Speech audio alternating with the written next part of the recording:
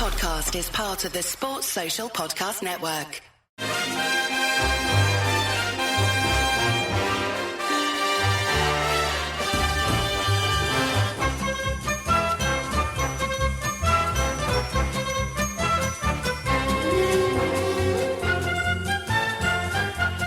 Hello everyone, I'm Chris Wynn and welcome to our weekly episode of On This Week on Howie the podcast. And yet more apologies to start because there's no Martin once again this week because he's somehow been allowed to have a holiday.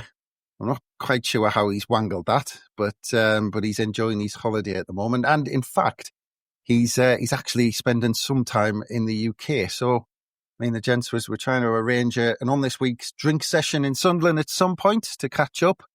So if you see four very nerdy-looking fellas talking all things Sunderland over a weekend at some point, pop over and say hello, because there's every chance if they are talking about some random person from 1897 in Sunderland FC's history, it's likely to be us. But it does mean you're stuck with me for our usual weekly trip down memory lane.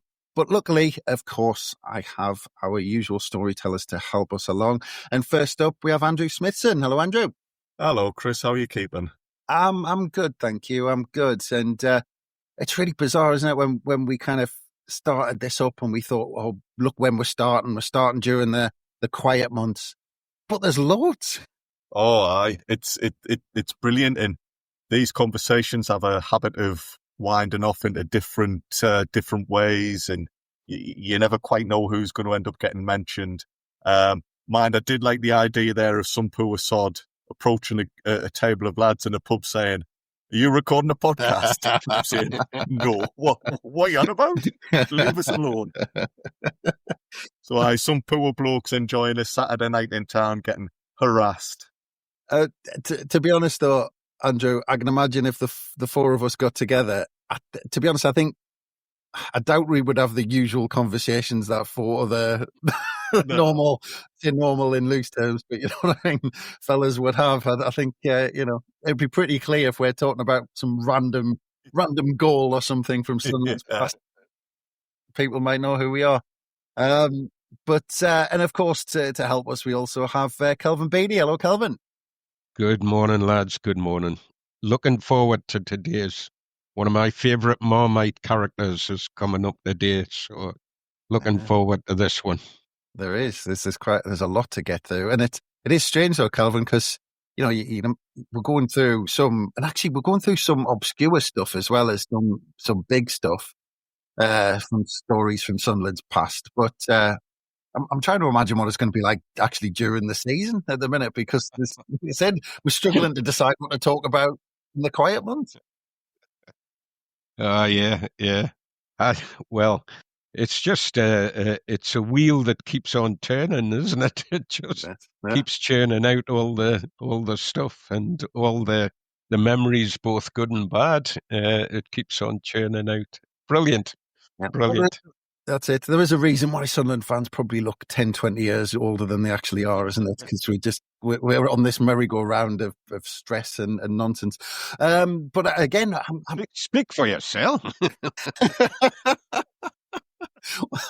I do, Kelvin. Don't worry about that. I know how old I look, unfortunately. I had a hard paper out.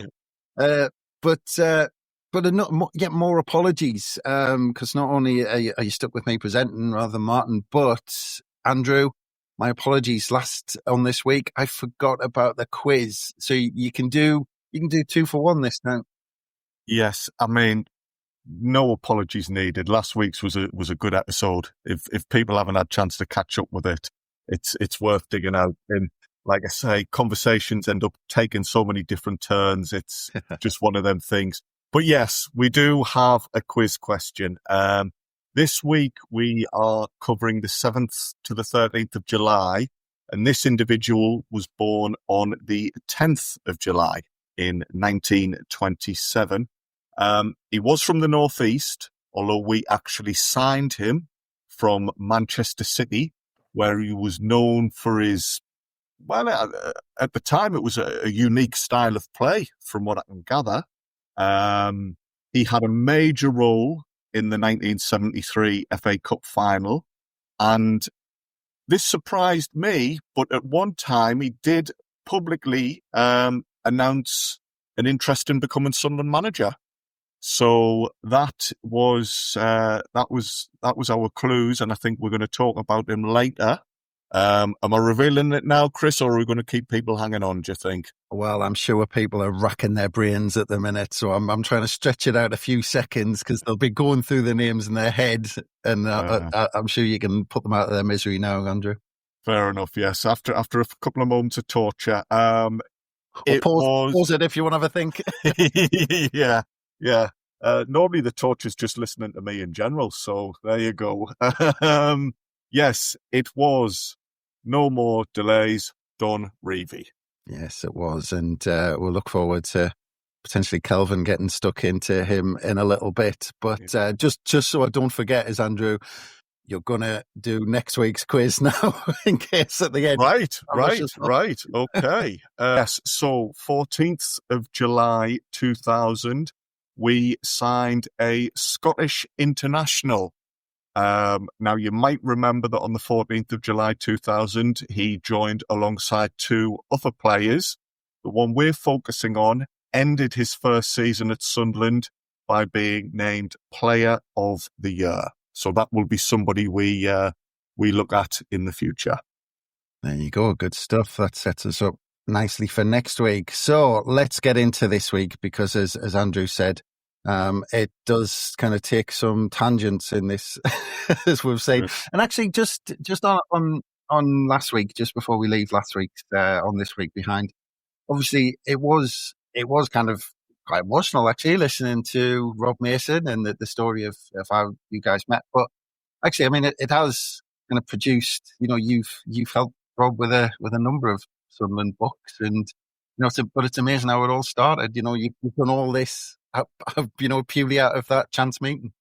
Yeah, and I was chuffed when I found Rob was coming on last week because he is one of my best mates. I love him to bits, and yeah, I'm very fortunate in that I met him at reserve games, and over time we built up a relationship. He's very kindly asked me to work on a few projects, and I mean, you can tell by the fact I'm even doing this pod, that's just the type of stuff I love doing. I love getting stuck into Sunderland history and doing the digging and unearthing these little odds and ends. I found it really fascinating what he was saying about Charlie Buchan last week. And, we've had all of these well-held, what we thought was facts about him, but it turns out his goal record wasn't quite as we'd understood it.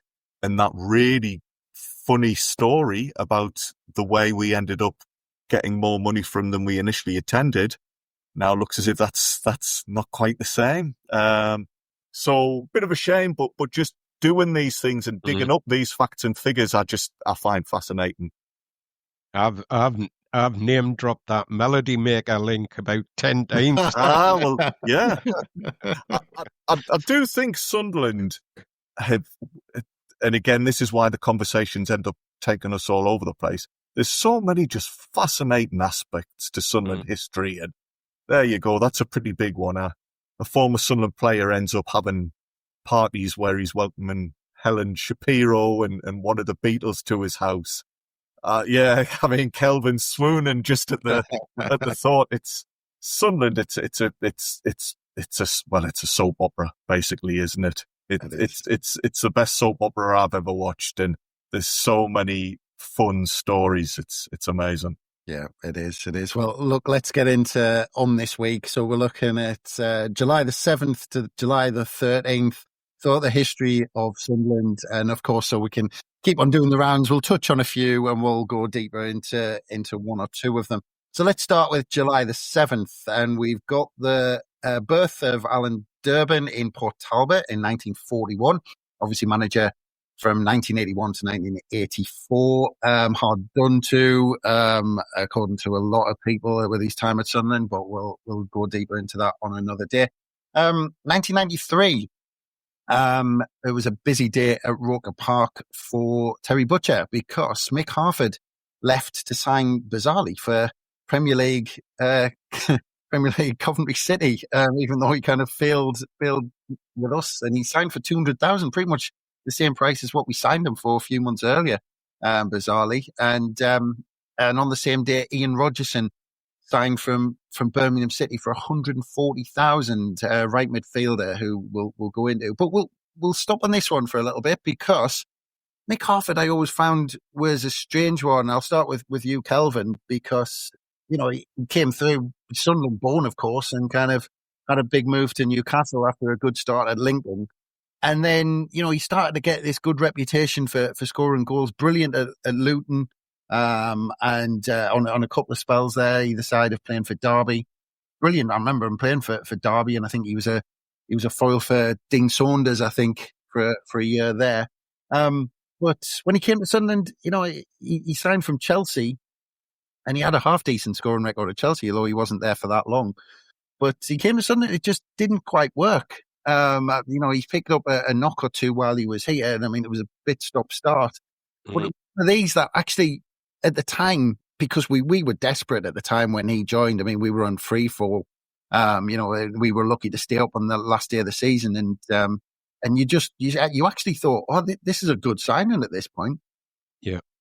Yeah, I agree with you. On paper, it looked a good signing. It looked like it was just what we needed, especially given his track record. It looked a really good signing. But we're going to say about him, and you just said it, where it just didn't happen for him. So I think there were a couple of players that came who it didn't happen for in that period. You're right, gents. I thought it was a perfect signing for us. I think perhaps one of the issues and one of the reasons why he ended up going to Coventry was his family was still based down south, and his son was involved in an accident on his bike, got pretty nasty injuries from what I gather, gents. So I assume that was playing in the back of his mind, travelling backwards and forwards to the northeast. He in a different world did want to stay at Sunderland, but from what I gather, because he wanted to be nearer his son and help with his recovery, he went to Terry Butcher and said, listen, can you help line me up a deal back down south? So I think had he just been a player with no sort of baggage, he might have worked for us because he was exactly what we needed.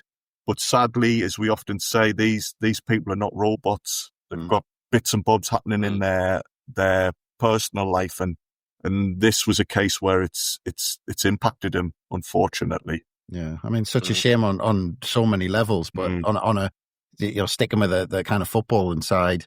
He was still a cracking player because you look and, if what you read is true, he arrived about around 18 months after Manchester United were trying to get his signature. And I was looking actually at timing wise, and they were after him. They were trying to sign him from Derby County because he was brilliant at Derby County, like I said, as a foil for Dean. It was around the same time as Dion Dublin, that deal. So you wonder, actually, I think he missed out on Mick Harford and turned and went to get Dion Dublin. But it just showed how well Mick Harford was doing and what a good signing it was at the time. It was a big signing. He had a great reputation. He was like a good scoring record in the top division. He was feared by defenders. He was a big physical player. From what I gather, quite a nice lad off the pitch, but on the pitch he could be a bit naughty. And for Sunderland at that time, to sign him was a big step. I don't think we would have signed him had we not been his hometown team, Kelvin. Is that fair, do you think? He was probably fair. That's probably fair. Probably fair. I would say we're probably showing in there, given all the big clubs that he was going to sign for, or reputedly going to sign for. I think there was quite a bit of excitement. It was a really, really difficult time, that period, to be following the team. And you were looking. I felt like we were looking for every ray of hope as supporters during that time, and somebody like him coming, I really did feel, and we're going to talk about a lad in a minute who I thought at the point at which he signed, I don't think we knew this lad was moving on. And I really thought, well, them two will be able to play together. There'll be loads of ammunition for Harford if we can get this, if we can get Red Johnny on his game. And it just never happened. It just never happened for a variety of reasons, as you say, some of them personal. It was a hard time to be coming into the club and trying to make things work. I would not, if I'd been a cracking player instead of just a very good one, I would not have relished coming into the club at that time, I don't think. I think it was tough to be coming in. Just on Kelvin's point, Andrew, about Mick Harford being a hard man, I've seen interviews with Vinnie Jones where I think he was asked who was the only person or who was the one person you were kind of scared of on a football pitch. And he said straight away, Mick Harford. And I always remember there's a famous one, and I'm pretty sure it was, I want to say late 90s or mid 90s. It was an FA Cup tie at Sellers Park. And I think Mick Harford was playing for Wimbledon, and it was some kind of lower league team who scored a goal. And they were all doing this celebration where they were all on their backs with their hands and legs in the air, and they were shaking them around. I don't know if you can remember it. And they were doing all this, and they only basically, Mick Harford could have chose to walk around them, and instead he walked straight through them, stamping on them and moving out of the way. But he was. I can imagine that from him, yeah. And he's probably in kind of that waiters bracket, isn't he? Oh, yeah. He was talented, but yeah, he did have that we'll call it physical streak in him. I think that says it all, that somebody like Vinnie Jones, even he respected the level he was at. And the fact that he ended his playing career at Wimbledon told you a lot, because, yeah, the Wimbledon squad was full of big, tough blokes. They thought nothing of raking a boot down the side of the leg or like you say, just trampling on somebody. And it seems as if he fit well in with that group, would you say, Kelvin? Oh, aye. Absolutely. I tell you what I always remember about him, and I wish I could remember. I remember a couple of TV interviews with him, and you could tell these the reporters that were interviewing him, they weren't risking any dodgy questions to him. It was like, oh, it's big Mick Harford, better be nice to him. It felt like, I always felt like, and when you looked at him, he did look a hard laddie, didn't he? He looked like he was, that he'd been, that he was up for the battle. We were talking about that on centre half pods, the 10 best centre halves earlier in the week, and I'm thinking, I don't think centre halves could play against Mick Harford. No. Yeah, absolutely. He was a big, hard, but skillful laddie. He had skill. Yeah. Well, I mean, Kelvin, just on that, he had what says a lot for me. Bobby Robson wouldn't have given someone a couple of England caps. Because how you heard Bobby Robson talk when he was England manager, and actually it wasn't like, and I want to say, maybe I don't want to be kind of too disparaging of people who got England caps, but I look at people who got England caps during maybe the Graham Taylor era or the Sven-Goran Eriksson era, where maybe you might say there's a couple of cheap caps given out. Bobby Robson, he kind of treasured an England cap, and he knew how much it went, and he didn't give a cap lightly, did he? No. And as you say, I think that just says where he was at. I saw him play for Newcastle a few times. Did I? I can't remember whether I said that earlier. I used to, in the earlier days, I did used to sort of, if there was a good game on at Newcastle, I wasn't feared to go along. My brother was a Newcastle fan, and I had a couple of good mates that were Newcastle fans. So if there was a good game on and I had a loose end, and I didn't want to watch the grass growing in my garden or whatever, I would go along and see them. And I saw him play in that era. He never quite got off the bit at Newcastle. But I don't think there was any Sunderland bias or anything like that going on. It never quite worked for him there. I think his best successes have been down south. I thought Derby, as you mentioned, and his time at Luton as well, and Wimbledon. He had a good spell at Wimbledon, didn't he? When he was there, so you would have loved to have had him at his hometown club, right on top of his game, everything being well at home for him.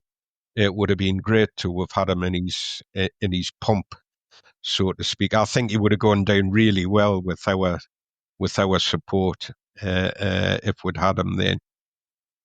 Kelvin, you say there was no kind of like animosity towards him at Newcastle for being from Sunderland.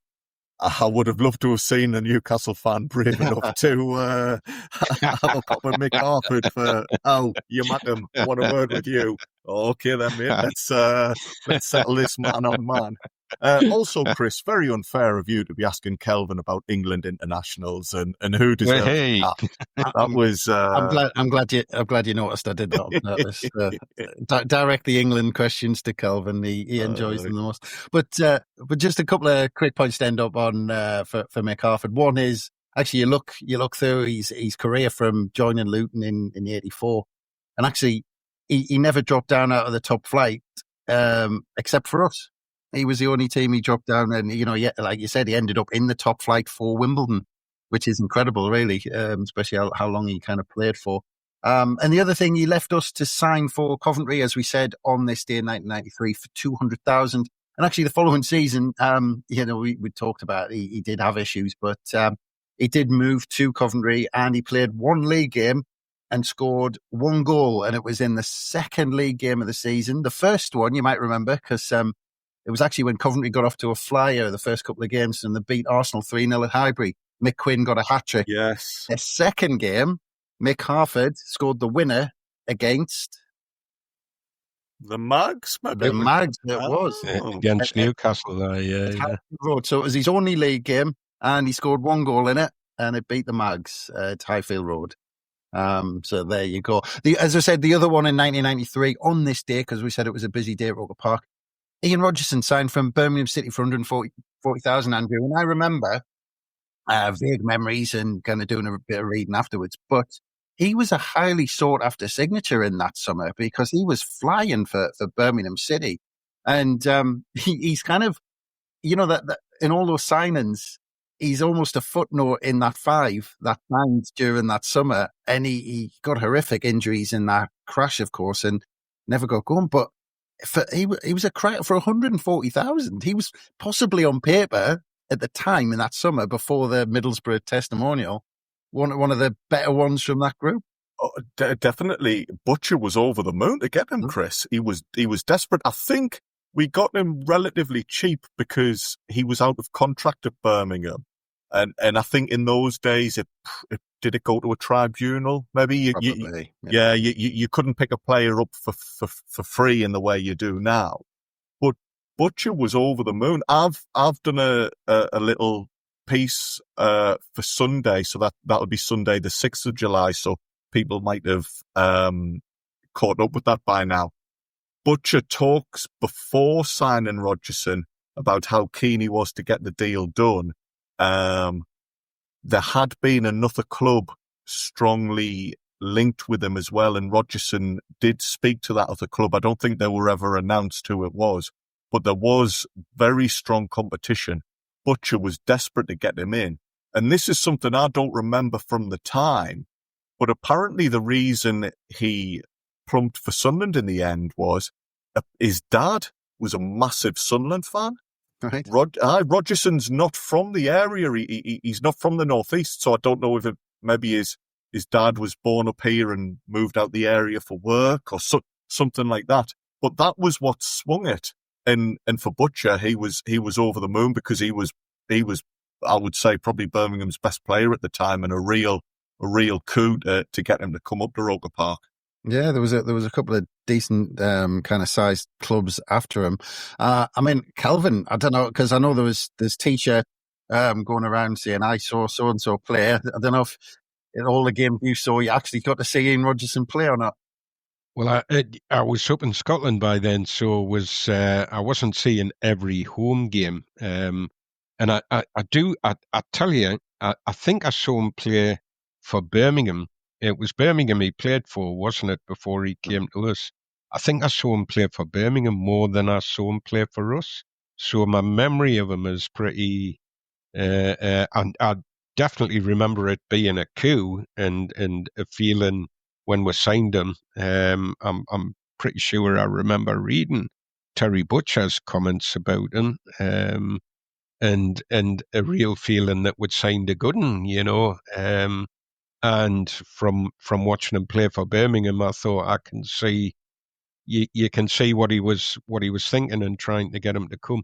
But I honestly didn't see him play all that often. So I saw him in a few games. I think I was too young to fully appreciate what was happening on the pitch. But I do remember those around me were pretty unimpressed with him. Mm-hmm. Bless him. He did have this excellent reputation, and I dare say the injuries from when he joined the club and he was involved in that collision, I believe. I think that did have a real impact on him, because I do remember a lot of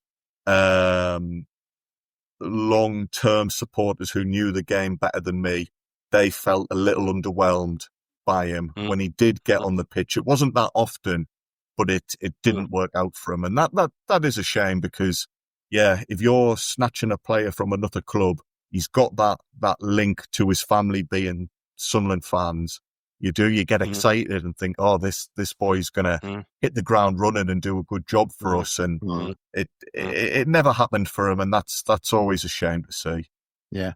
I'm just trying to think, because he was one of the ones who was really badly injured in that crash, didn't he? I want to say he dislocated his shoulder, but it was one of them. We've talked about it with a few players in this, Andrew, that actually, and I can't remember, we're told it might have been on the defenders one, but it was never one injury with him, was it? He never kind of was out the game with, wasn't an Achilles or a cruciate. He just, every time you pick up paper, it was, he's pulled a calf, or his hamstring's gone, and it was just one thing after another. Yeah. I mean, it happens, doesn't it? I'm not a medical expert, but for what I'm led to believe, if you do have an injury, your body compensates for it in other areas, and that's when you put strain on other joints and other parts of your body. And yeah, he did. He seemed to be, in and out of the physio room every other week, needing treatment, and it happens. We've had players since then who just can't seem to catch a break, and bless him, Ian Rodgerson fell into that category from what I remember, and that will impact your performances. If you're not 100% sharp, and if you've got something in the back of your mind thinking, oh, am I going to get another niggle here? That's bound to restrict your movement and your performances. Yeah, it is, and it was one of them. He got unlucky, and I was frantically trying to, because I was sure I saw him play an Anglo-Italian Cup game, but then I've been looking, I can't find the game, but I could have sworn I'd saw him play and had the T-shirt, but clearly I was mistaken. You see, if we're in the town now having drinks, Chris, we could all go down to the library and dig out the reference books on that one. But you see, I don't think we would do that, because what we do is we'd sit around for an hour and argue about which game it was without actually looking it up.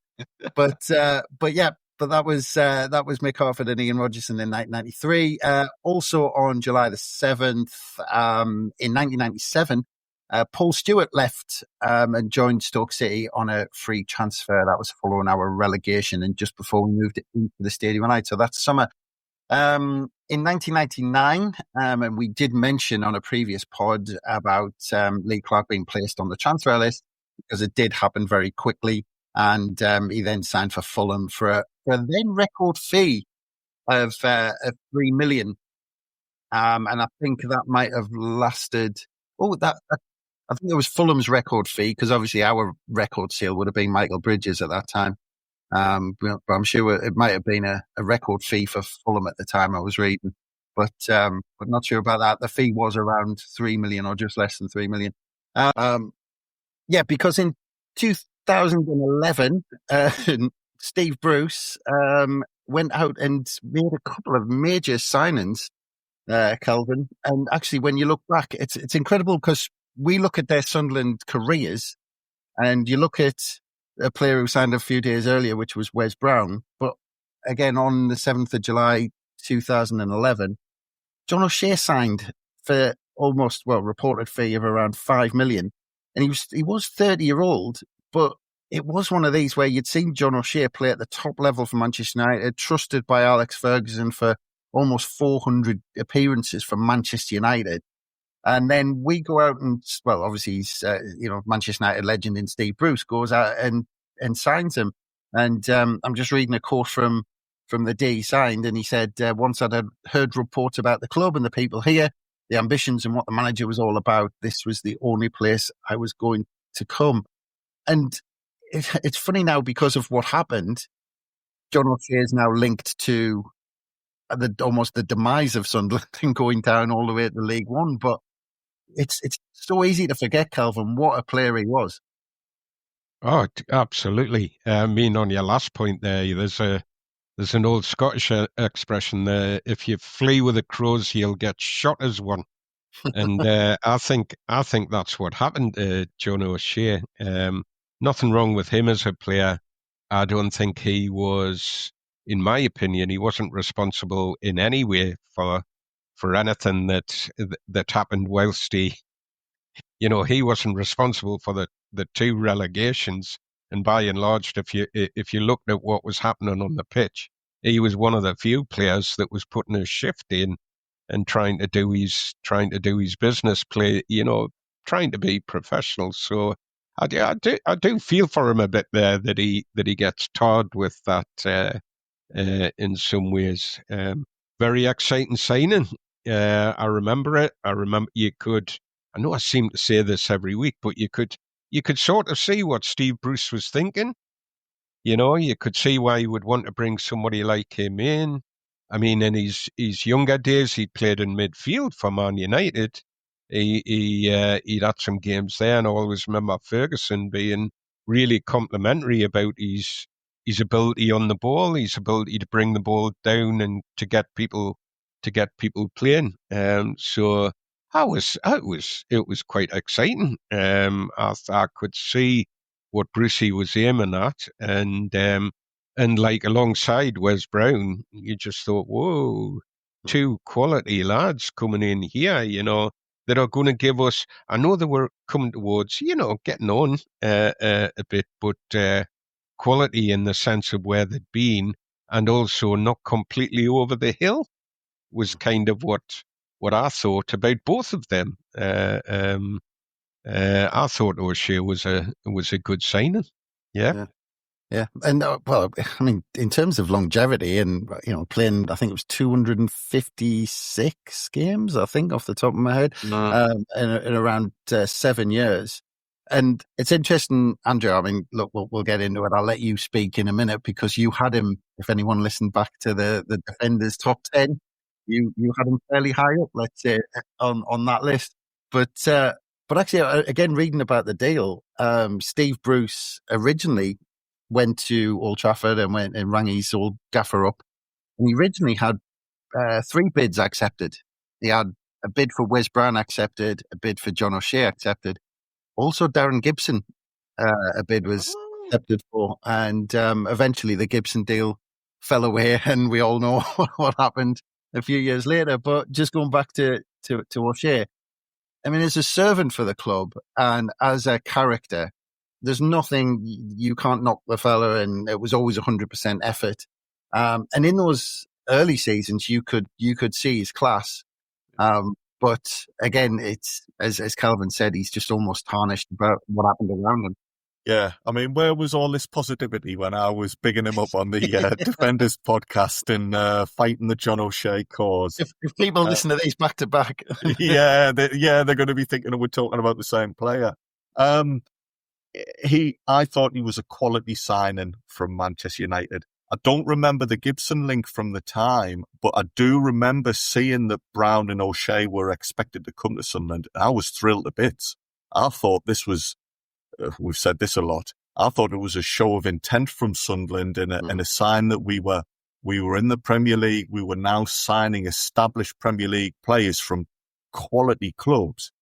I thought O'Shea came in and was brilliant for us. Yeah. So yeah, I was thrilled when we signed him. Big purchase for us. Yeah, definitely. Well, we'll go into July the 8th and we'll go back to 1976 when Salal El Koukouri was born in Casablanca and he went on to be the first Sunderland player from Morocco. So he was born in 1976. We're going to touch on this one a little bit and we're going to go to July the 8th, 1988 and George Burley moved on from Sunderland and left to sign for Gillingham on a free transfer. And look, Kelvin, he played for well over a decade at Ipswich Town, made over 400 appearances there. I think it might have been 500 appearances. And joined in 1985. And you know, we're talking about him leaving on July 8th, 1988. And I think I read, it was one of these things in Dennis Smith's book where, you know, he came to the club and he realised that some of these older players who Laurie McMenemy had brought in, and he said because he had knee problems, he said I think he took one look at George Burley on the training pitch and he recognised that George Burley was trying to hide a knee problem, by playing through the pain barrier and all this. And I think it needed someone like Dennis Smith almost to come in and see these things and kind of move them on. Even though once upon a time, great player, these things just needed to happen at the club at the time. Yeah. And you know, he was a great player. Not necessarily for us, but I saw him play for Scotland a bit when he played. Definitely saw him for Ipswich playing against we, and boy, that lad was a cultured fullback. He could do stuff with the ball. He was good on the ball. He was a great free kick taker, you know, crosser. He could put the ball wherever he wanted. I always remember a lad telling me, and you used to see him doing this for Scotland when he was warming up. You know, hitty the bar. He was really good at that. He just used to ping the ball against the bar when he was warming up. He could drop it on a sixpence. The ball. He was a cultured fullback. He had a side to him. You know, he's definitely a fullback that could stick the boot in, so to speak. But that wasn't a characteristic that was his main characteristic. He was dead nippy as well. And by that I don't mean in character. I mean in speed. He was quite quick across the ground. Good recovery as well. If somebody went past him, I forget who I was talking about last week and saying this, Jody Craddock I was talking about and saying his recovery was brilliant. Burley was like that as well. If he was down and beat, he'd be back up again and back into it. When we signed him, I was delighted. But do you know, is this going to be the theme of today's discussions? You know, he was just a player who had never quite got going for him, and those injuries, I fear, were the reason for that. He was never quite 100% when he signed for us. So, disappointing. It was disappointing in his time with us, and he'll be tarred with the McMenemy brush, won't he? He's that's what will tar him. But there you go. I think it was a shame that he is tarred with that brush because, when he came to us, Kelvin, he had a really good reputation. What I liked about the way Dennis Smith dealt with it was, as Chris rightly says, Dennis Smith identified straight away that he had a knee problem and he wasn't going to be able to contribute on the pitch. But he made sure he brought Burley apparently to a lot of away games, and he would make younger lads room with Burley so that they could see this, as you've said, international player, high caliber. These younger lads could watch how Burley prepared, how he kept himself right the night before a game, and try and learn a bit from him. I don't think the players themselves were too impressed because he was like lights out by 9 o'clock by all accounts. Yep. And they were just forced to sit in the hotel room, pitch black, not make a sound because George Burley was already snoring his head off. But, if you've got experienced players in the camp and they're not able to play, you can still learn something from them and get a bit of something out of them and their knowledge. Yeah, absolutely. Yeah, and of course he needed someone to come in for the odd game when John Colquhoun would inevitably be suspended. Because after he brought him in the summer of 1987, didn't he? But two very different characters there. Yeah. Oh, yes, absolutely. But Kelvin, I just wanted to quickly touch on 11 Scotland cap between 79 and 82. Obviously, when he was at Ipswich. The other one I wanted to touch on, because of course people like younger people might know more from being manager of Ipswich, and he was he did a cracking job at Ipswich. But then I wanted to quickly touch on, because I know how much you love Hearts, Kelvin, because he ended up at Hearts during a crazy time when they had I want to say Russian owner, maybe, or I can't remember where he was from, but he didn't really stand a chance at Hearts, did he? Oh, he was unfortunate to have arrived at the club at that time. I'm trying to remember whether it was Romanov that brought him in, and I can't. I have this funny thing going on in my head saying that he was brought in by somebody else and then Romanov took over, but I might not be right about that. And it just all went to worms. It was when we talk about our Sunderland in the mid 90s, the early and mid 90s being difficult to watch. Hearts just went to worms under Romanov. He bought one or two. He paid for one or two good players to come in, but oh my goodness, it wasn't a great time to be supporting Hearts. And I'm not sure that Burley stood much of a chance really. Crazy, I think you said that, crazy time. Did he just and again, just quickly, just out of pure curiosity, did he get a fair crack at the whip as Scotland manager? It's hard. Again, there's so many things come into that. I didn't think at the time that we were truly blessed with a lot of world-class players. We were in between one sort of era and the next, and I didn't feel he was blessed with absolutely fantastic players, and there was quite a lot going on behind the scenes at the Scottish FA as well at the time that he was there. I wasn't sure that he was an international manager, to be fair. Yeah. Well, there were certainly times when I think he was linked with our job. Yeah. He did very well at Ipswich, and it's perhaps an easy link to make if somebody's played for a club, done well as a manager. If there's then a vacancy at one of his former clubs, you'll often see him linked. But I didn't follow his international management career too closely, Kelvin, but I do. Scotland, isn't it, Andrew? Don't try and get me into bother, Chris. I don't need help from you to drop myself in it. But no, I remember him doing well at Ipswich, and I have if somebody was to ask me, my impression of George Burley was, oh yeah, he was a decent manager. So I do recall him being linked with Sunderland on a couple of occasions, and I don't think I would have been too opposed to it at the time. He might have done okay for us.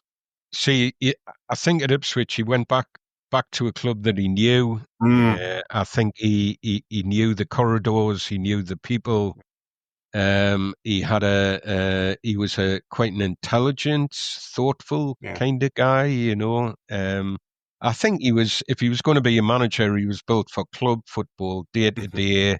We're going to be talking about the Chapman in a minute too, that the same applies to him. But day-to-day contact with players and, on the training pitch and directing things. I think his period of international management wasn't the greatest, but there was more going. There was a bit of stuff going on behind the scenes at the Scottish FA, and it just wasn't a good time. I think as a club manager, you have more involvement and you can stamp your authority on things. So in international football, you're dealing with a different set of circumstances. I think at Ipswich, it was Burley that signed Chris Macon from us. And that was a big loss when Chris Macon left Sunderland. That was he was a difficult player to replace in the end. Led us quite a few years for us scrambling for a decent fullback. But let's move on. Again, July 8th, 2001, Julio Arca and Nicolas Medina helped Argentina under-21s to beat John Mentz's Ghanaian under-20s in the under-20s World Cup final in Argentina. I'm just glad I got that line out properly in the end. And then we move on to 2002. And actually, he appears twice, and Andrew's going to take us through it a little bit, because on the 8th of July in 2002, Sean Thornton signed from Tranmere Rovers for an initial fee of $225,000. And then on July the 11th, which we're also covering, he left to sign for Doncaster Rovers for $175,000.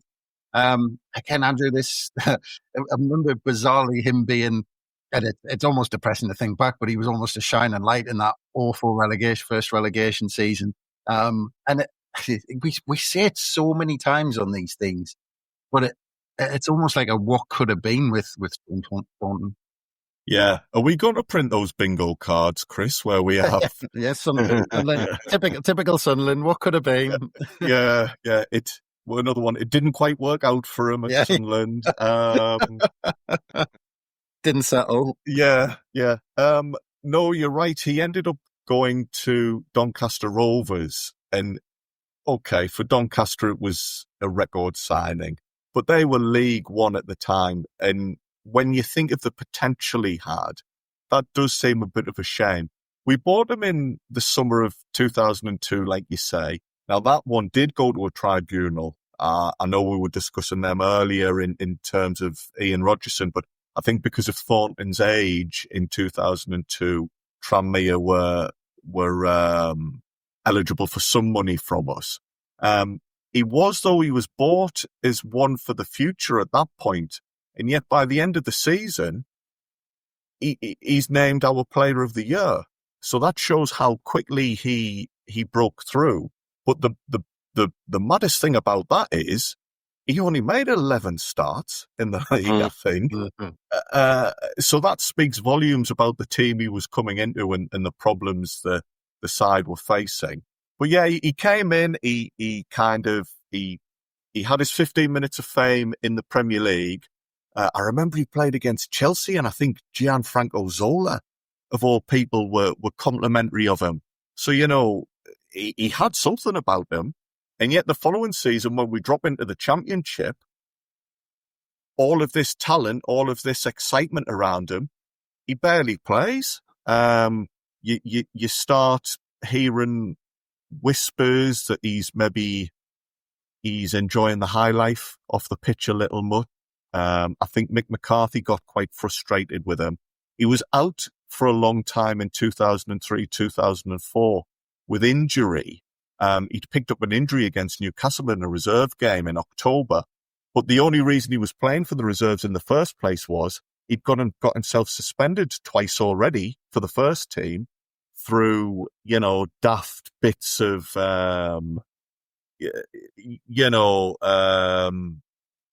what's the word when you mouth off to the ref? Dissent, yes. So, there was dissent and there was bits and bobs and all this type of thing. So he's ended up getting himself suspended and then injured. That frustrates McCarthy. And then in 2004, 2005, I seemed to think he was quite important to us. I remember him scoring a couple of goals, I think against Rotherham and Plymouth. But having now looked back at the stats, again, he didn't actually play that much that season. I don't think McCarthy trusted him. He could come in and give you 20 minutes and score a brilliant free kick, but he wasn't making the most of that potential. And yeah, by 2005, McCarthy had his fill of him and was happy for him to start dropping down the leagues. Yeah. Yeah, I remember Kelvin went during that relegation season, like I said, he was the only one who kind of lit up the place just because it was almost like he didn't care. But I think that kind of backfired on him in the end, the fact that he didn't care. And to be almost his most famous moment for Sunderland was doing that rap in the dressing room. Yeah. After we kind of got promoted, which is embarrassing considering how much what part he had to play. Well, that was why I thought he must have had more of an involvement, because you don't get up and start doing that in the changing rooms. I've got and I always remember a story because it was around the time I started going over the town and started drinking and things like that. And one of my mates, I'm not going to name him, but he was always the friendly butt of the jokes because he was just that slightly bit bigger than us, if you know what I mean. And and basically he was, so because he was a bit slightly had more weight than us, my mate, we used to take the mick, and he wasn't as quick, obviously, off the mark. And we were out over the town, and at the end of the night, as you do, is you come out and you mill around for 10 minutes, work out how you're getting home or how you're going to get a kebab or whatever. My mate saw Sean Thornton was walking past, and there might have been a couple of players or someone, I can't remember. But anyway, my mate, who's cheeky so-and-so, and like I said, he nicked Sean Thornton's cap, and he started running off with it.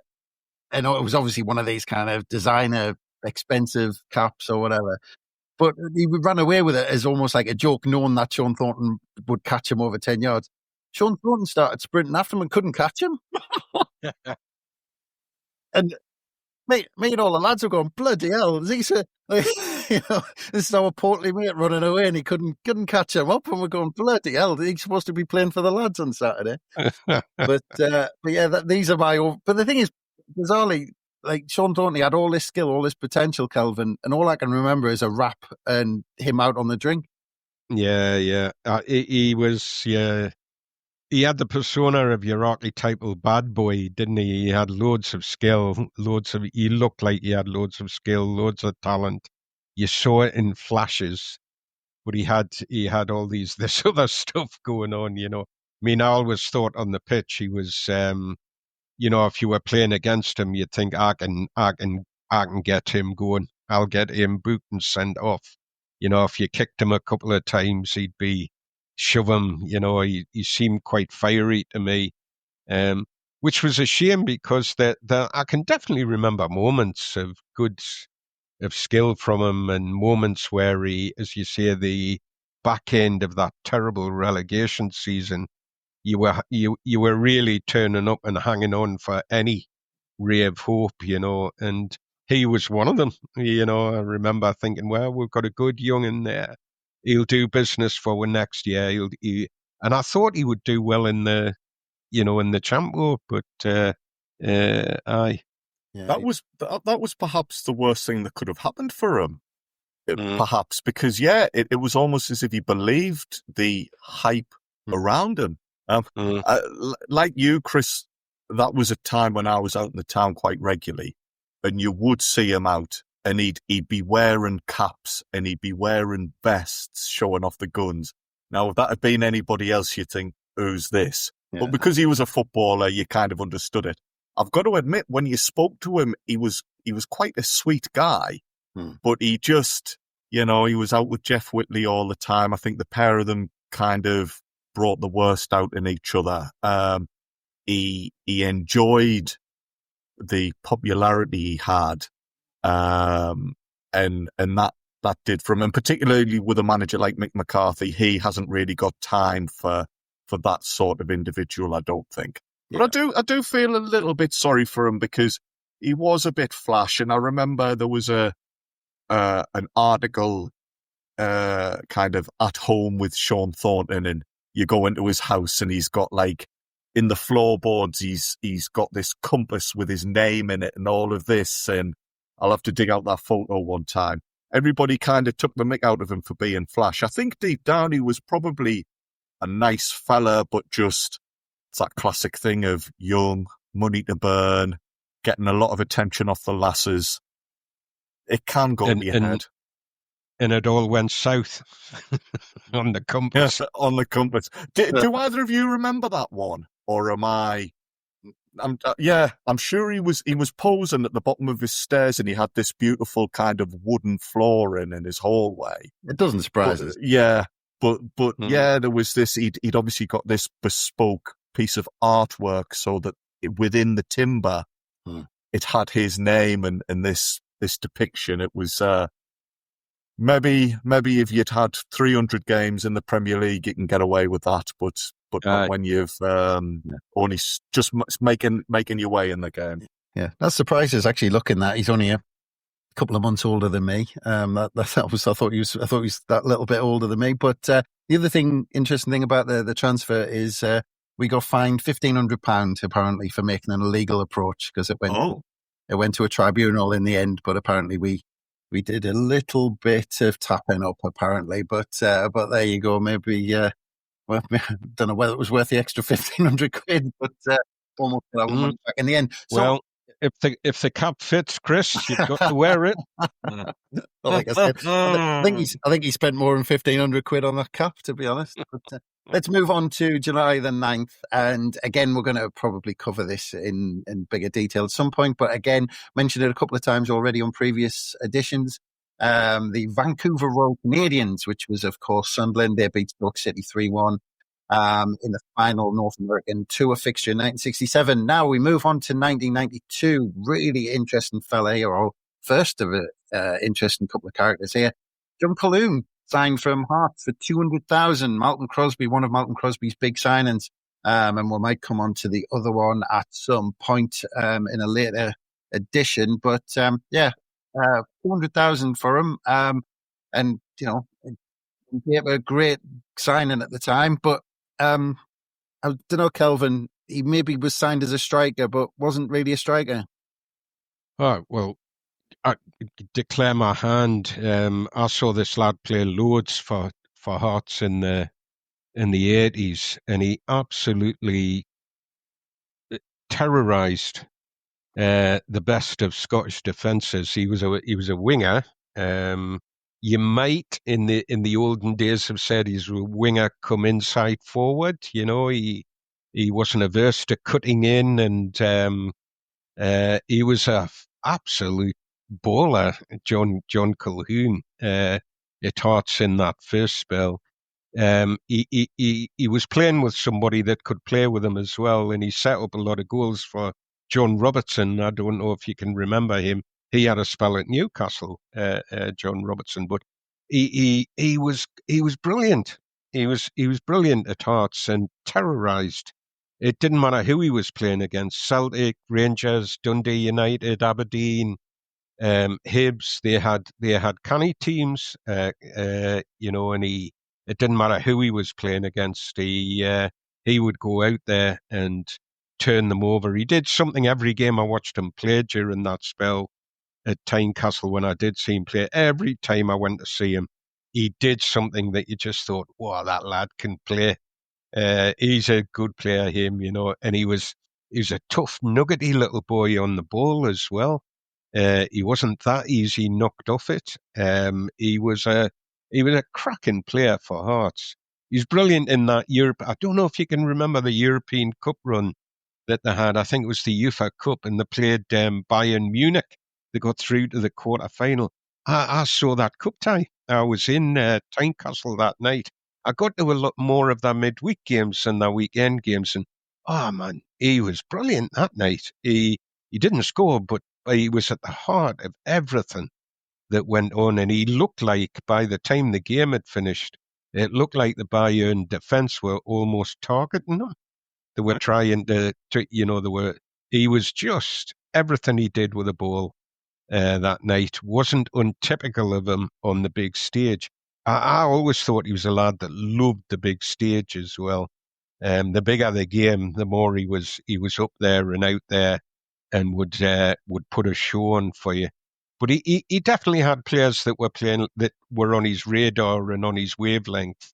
He played quite a bit with a lad called Eamon Bannon, as well. Eamon Bannon played on the other wing. John Robertson, Sandy Clark was a big laddie who managed Hearts and bought him back for his second spell. Sandy Clark was a good player. There were a lot of good players in that team. And Craig Levine, Dave McPherson, Tosh McKinley, who was touted a few times for us. Tosh McKinley, he was a fullback that it came up in the press that we were looking at him, I think, about 3 or 4 times over. So I was absolutely delighted when he came from Millwall. I didn't think it had gone particularly well for him down at Millwall, but I could have seen this lad doing business for in my point before about had he still been there when Mick Harford signed, I would have been saying, whoa, these two he'll get on his wavelength and, they'll be a right pair, them two. But, what was it, 23 appearances, no goals, very few assists. I mean, his assist count at Hearts in the 80s would be phenomenal. I'll tell you, he laid on loads of goals for Robbo and Clark and these lads. His assist count was phenomenal, but hardly anything from him. I felt it. You can't just sort of blame the times and the players he's playing with, but it was a horrible time.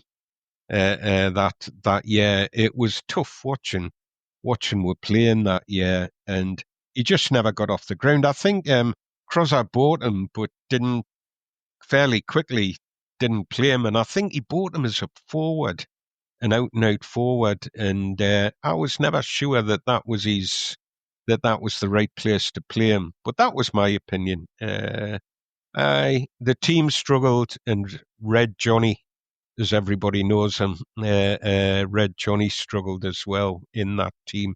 So just 23 appearances, and then he's gone. Gone before we've had the chance to get anything out of him. Yeah. I think he was part of the deal that bought Derek Ferguson.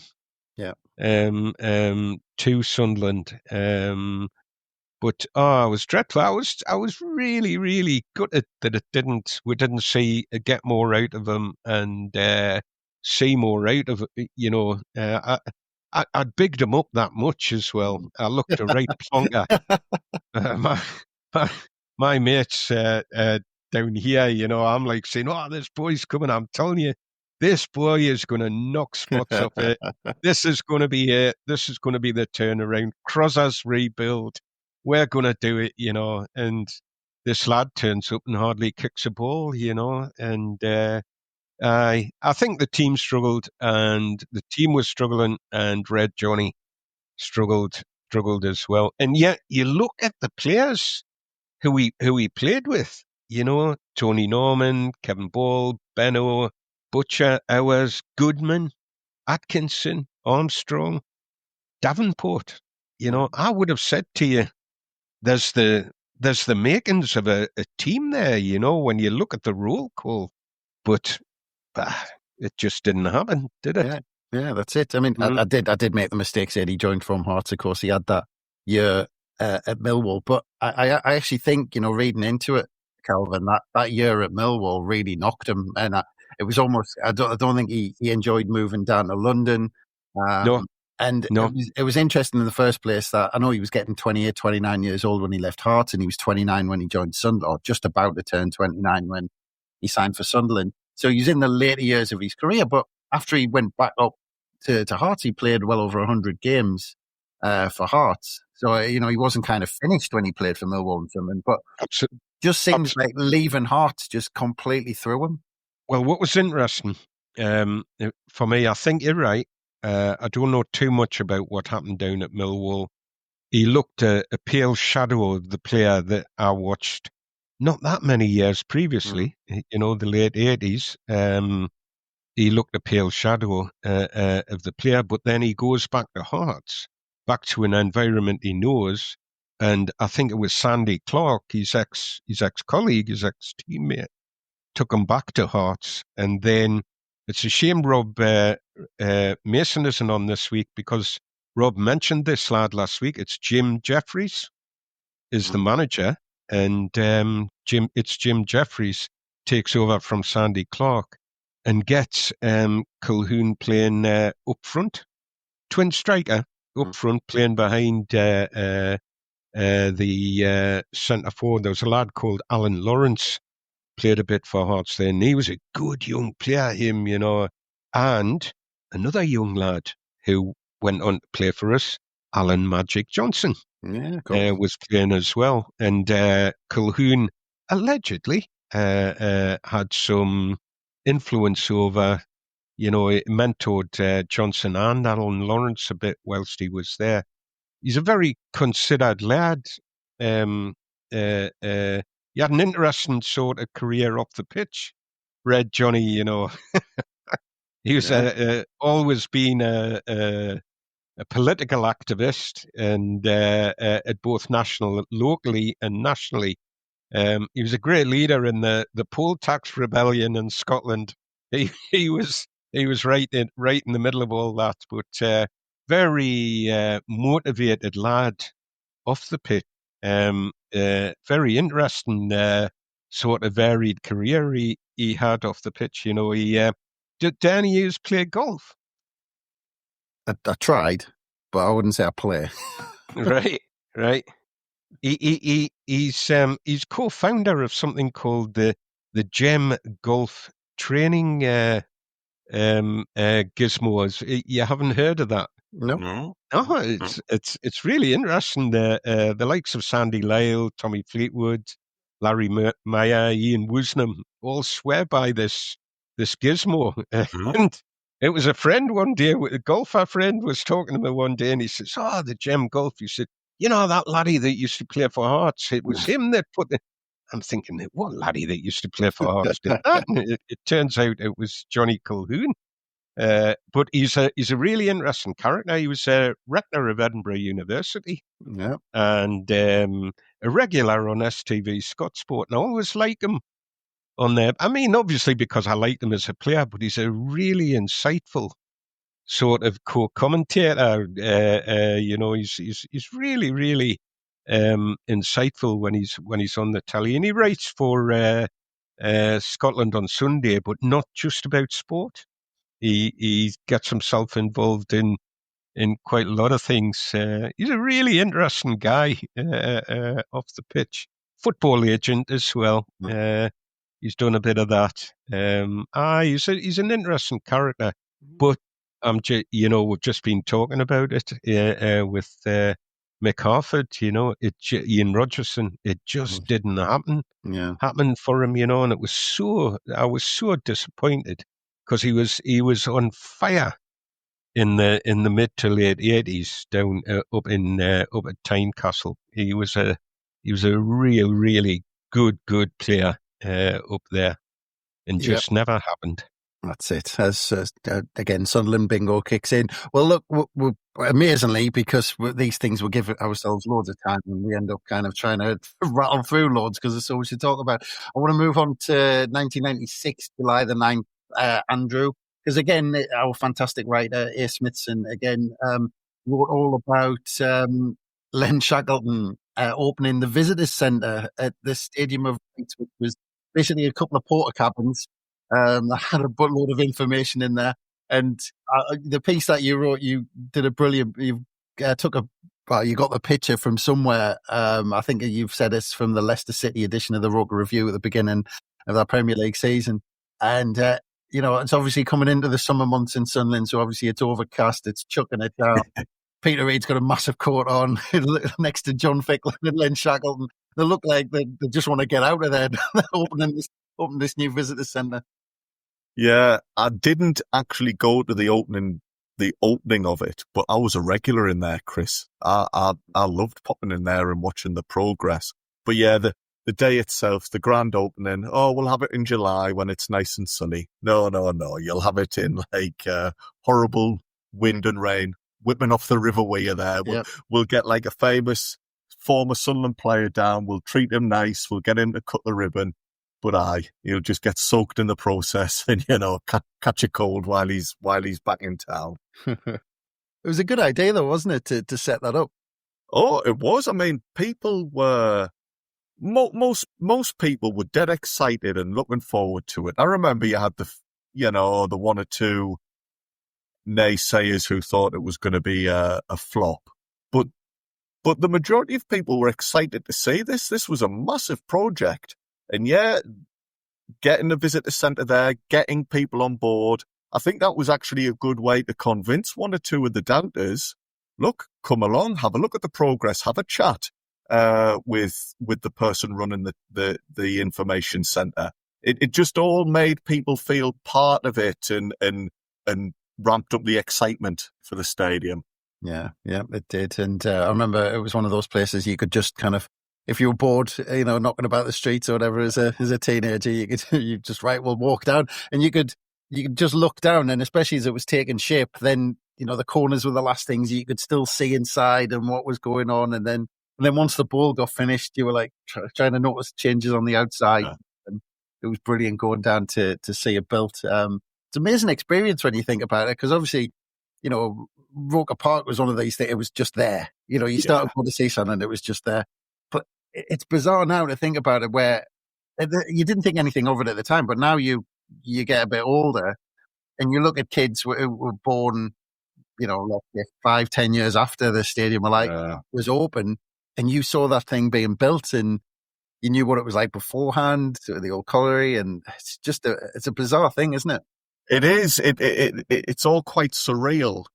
Because it's such an iconic place now. But you and I, Chris, were probably the perfect age for that, because, we didn't have day jobs or anything boring like that to stop us. We were, free. And like I say, I was in there often, and I saw it growing. I think as well, perhaps, we were fortunate in that we were both in Sunderland. Somebody like Kelvin probably didn't get to see the day-to-day progress. If you were only down for match days, Kelvin, you might have gone months between seeing it. I was just going to say, I was quite envious there sitting listening to the 2 years, because I would have loved, I mean, I had a job and kids and stuff like that about that time, but I would have loved to have had the time and the space to have watched all that grow up and grow into it, and definitely would have been in there. Rainy days or sunny days if I'd lived locally. But you're right, Andrew, and I think there is a number of us, who fly in for games and then fly away again because of where we live. I'm fond of telling the people that I live beside now, up until 3-4 years ago, I'd never actually had a night out in Sunderland. I'd never been around. I've never lived. No, that's how I felt. I'd never gone to a game and strolled out the ground off the back of a good victory and gone for a few beers round the town. I'd never done that. Chased Sean Thornton down the street wearing his car. I'd have been, he wouldn't have caught me either, Andrew. I'd have been off. Certainly not. You would have been sprinted away from him. I wouldn't have spilt a bit of my kebab either when I was running. Chris, you mentioned a couple of times how you hate young'uns. Poor Johnny gets it in the neck from you. But I work with a lad. He's a season card holder. He's a lovely lad. And then when he mentions, I was born in, I think it was 1999. It's exactly what you say. He's only ever known the Stadium of Light, and it does kind of put you on the back step, because to me it's still the new stadium. I still remember it coming up from the ground. And it does just kind of make you think, it's a very, very different club now. And we were fortunate in that we kind of had a foot in both eras. That's exactly it. And there's a really kind of poignant moment in Premier Passions when the film people just kind of stand against the fence, just looking at it getting built. And I know that speaking of John Ficklin, that gets to him as well. But anyway, moving on, 1999 on the 9th of July, Thomas Helmer signs. And what I read about this, and its answers on a postcard, from what I've read, it said it was Sunderland's first Bosman signing when he signed from Bayern Munich. But I'm not quite sure whether that's right. So I'll put it out there. If anyone can say, nope, there was one before this and it was such and such, please get in touch with us, because I was questioning that when I read it. But moving on, in 2003, Lilian Lalonde signed for Nice. He left the club as quick as he joined, really, but he left. 2013, Jose Altidore signed for 8.6 million from AZ Alkmaar. I mean, what an investment that was, considering we did a straight swap for Defoe. 2015, Jordan Pickford made his first start for Sunderland in a friendly at Darlington, and we won that 4-2. 2022, there's a friendly against Rangers in Portugal, and that was abandoned due to floodlight failure. That was on the 9th of July. On the 10th of July, 1919, Charles Bellamy Thompson, Sunderland's pre-World War I captain, he retired, and he made 264 appearances for the club. 1927, born of the birth of a big character, Kelvin, in Middlesbrough. And there was two characters close by at the time who grew up not far from each other. But one of them, who was born on July the 10th, 1927, was, again, Andrew touched on him right up top with the quiz question. It was Don Revie. Don Revie. What can we say about Don Revie? Say a few things about Don Revie. What can we say legally about Don Revie, I think, is the question. Yeah. Well,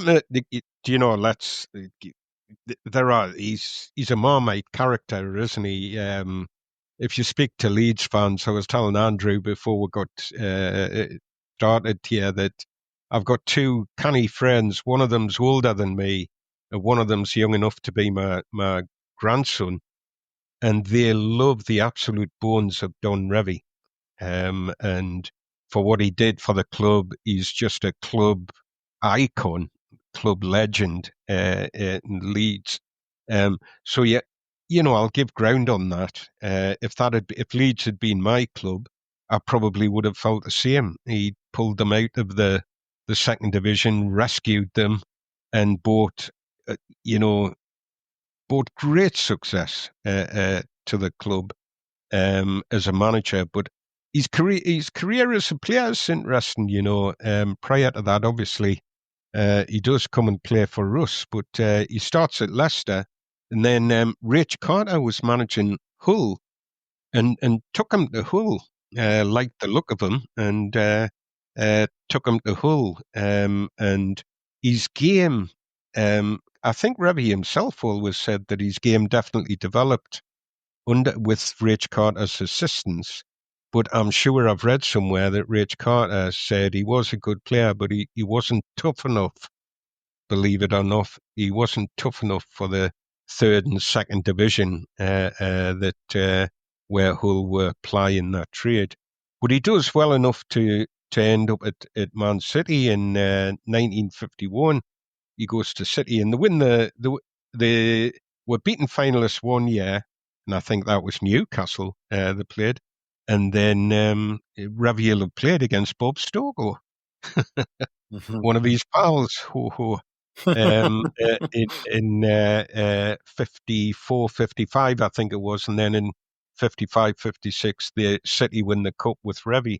Now, Revie is playing up front, but he's playing in this sort of withdrawn number 9 position.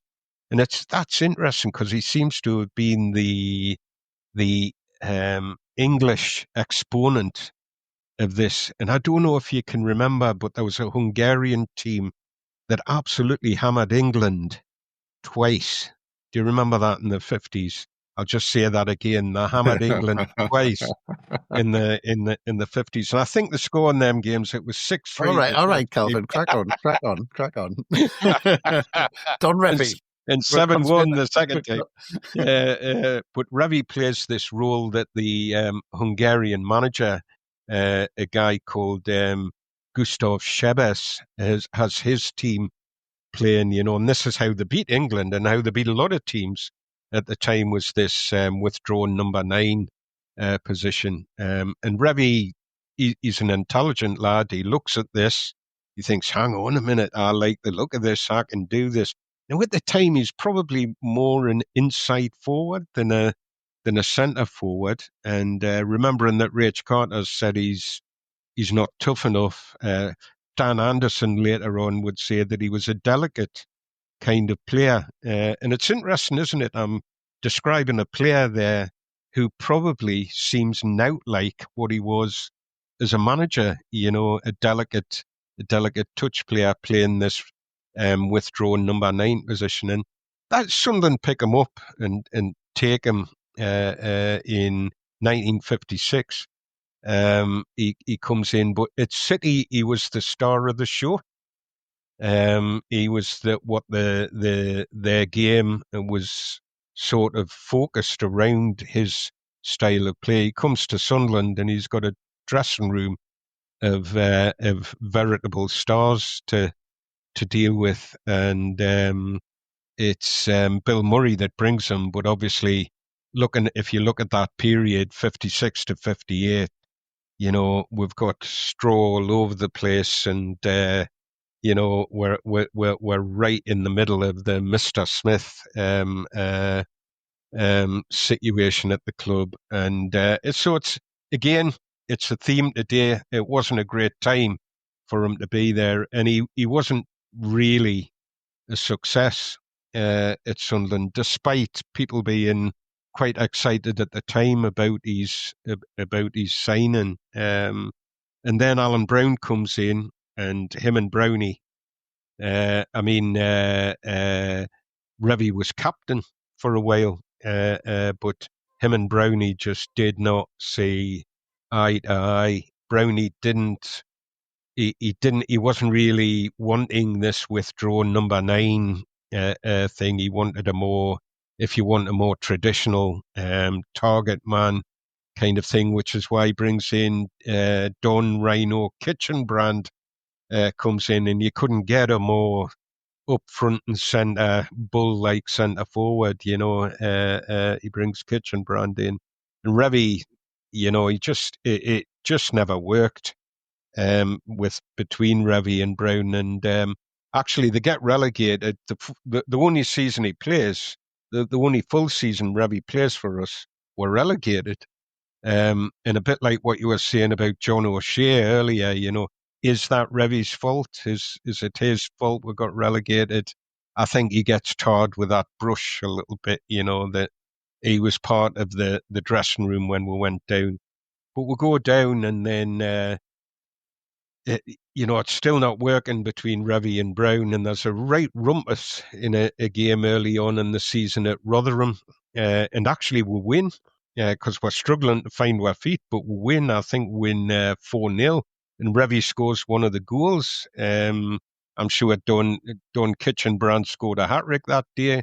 Revie scores one of the goals. There's a right rumpus in the dressing room, and Revie, nah, I'm on my way. I'm not going to play here. And there's a couple of teams come in for him, and then Leeds come in, and off he goes to form a 15-year relationship with Leeds. He went as a player initially, and then he was player manager, and then in 62, I think it was, he stops playing and just starts managing Leeds. Just going to quickly say about potentially leaving. There was an opportunity in 58 to leave Sunderland and potentially sign for Middlesbrough, which he ended up rejecting. But if that had happened, he would have, of course, played alongside Brian Clough. Absolutely. And I don't know that there was any particular animosity between them two then, but knowing both characters and how they were in the dressing room, I think there probably would have been. Because Clough was the centre of things at Borough, or he wanted to be the centre of things at Borough, and Revie seemed to need and want that pivotal role within the dressing room, So I think it was probably a wise decision from Revie not to go to Middlesbrough, and he probably saw at Leeds an opportunity for him to make a mark, and probably looking beyond his playing career. I think he saw an opportunity there to get in at a club not that far away from where he was born, and there you go. What do you mean, not that far? Just next door, them buggers, aren't they? Easy, Tiger. You know how upset them Borough lads get when you... Yeah. So another headliner that came and didn't quite hit his straps, and there were some good players around as well. I've just done that. Shaq. Stan Anderson, got to know him well. Billy Elliott, Billy Bingham, Cannonball Fleming, Granger, Hurley, Ashurst, some of the younger lads that came in and once we got relegated. And I think that was part of Brown's thinking, was to bring the younger lads in and ease some of these older players out. I always remember reading Stan Anderson's book and him saying that he didn't necessarily disagree with Brown about this. He just felt he tried to do it too quickly, and that he could have done with just keeping a few of these more experienced lads around.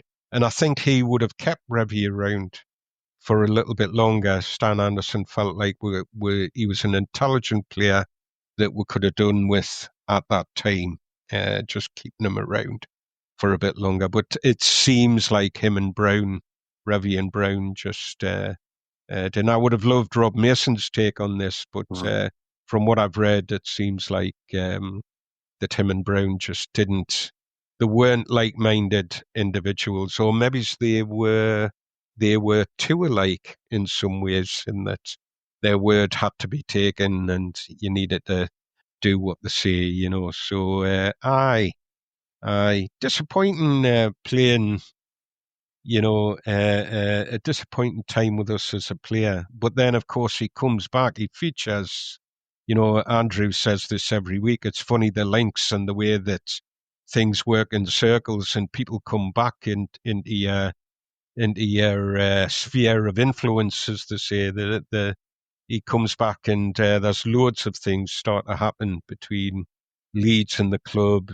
Bob Stokoe had his travails with Revie as a manager, and I always remember watching the 1973 FA Cup final as a young lad, and watching Revie and Stokoe lead their teams out together, and there's hardly a word is spoken between them two. And me father, who was losing his sight at that point, but I said, God, them two were hardly speaking to each other.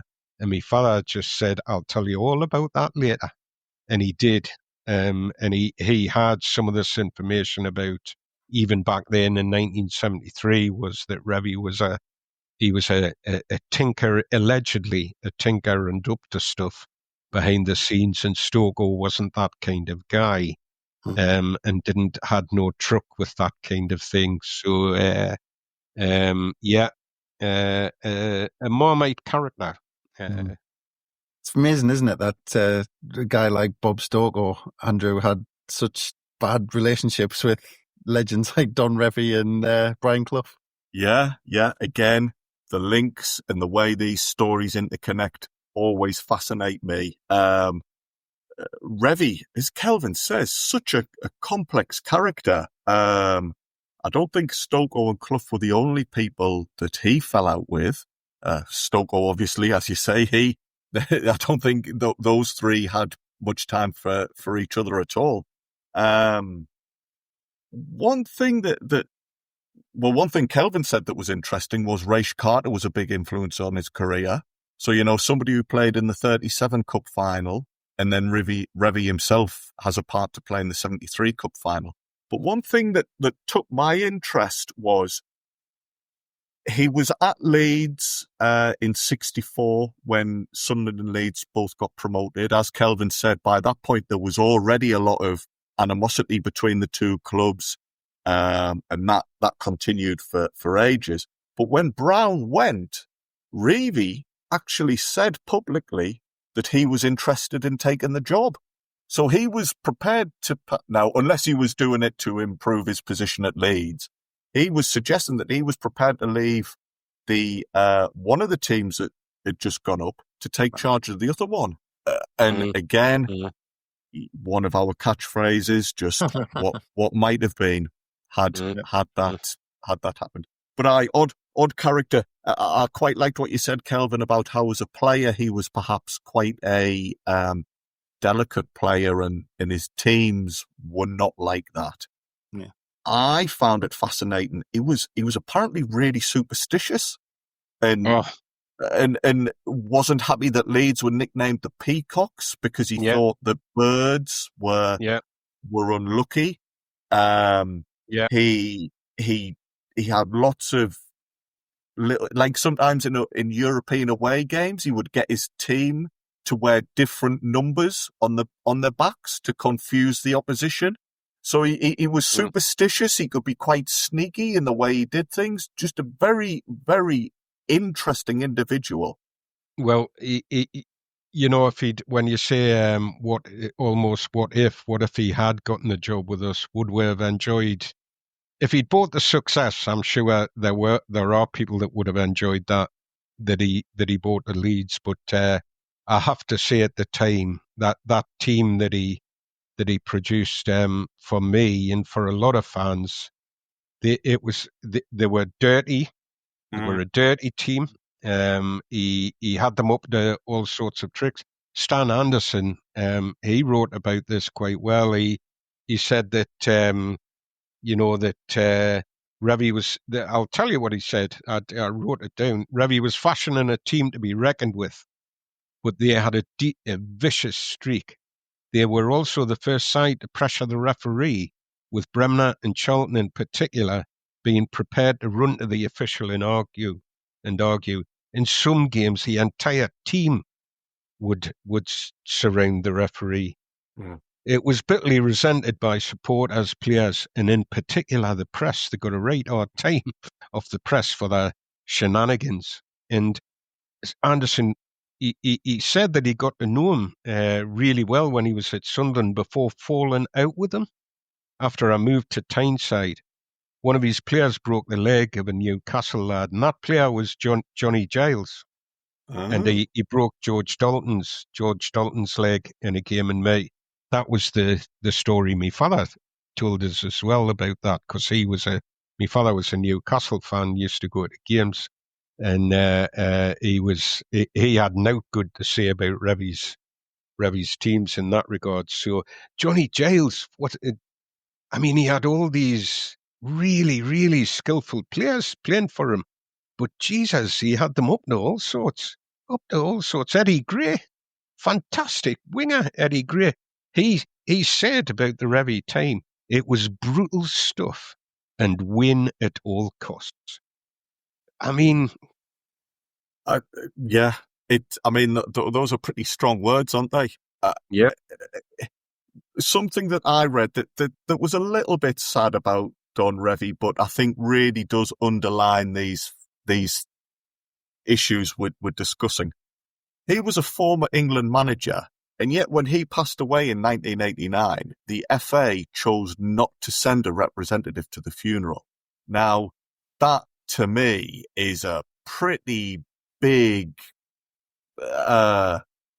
decision to make, and that just to me sums up that we've got this fella who had all this managerial success. He was a innovative player, and yet he has upset people. He has upset authorities. As you said, Kelvin, he's upset the press. Bizarre individual. He was given a 10-year ban by the FA. Yeah. Was that as a result of him leaving the England job, or was that because of something else? No, my memory of that was it was all coming together. Right. It was all coming together, but I could be wrong about that. Yeah. It was that ban was lifted by the courts, but the judge, it was really weird because he lifted the ban in support of Revie, but then said that Revie lacked candour. I'm quoting here, Revie lacked candour was greedy, prickly, and focused on imagined wrongs. I mean, whoa, that's pretty strong stuff. Yeah, pretty strong stuff. I must tell you just a quick sort of funny story. Apparently, Revie, he gave Alan Ball, the England international Alan Ball, a backhander to come and sign for Leeds. Allegedly, he gave him £300. Alan Ball took the money and signed for Everton.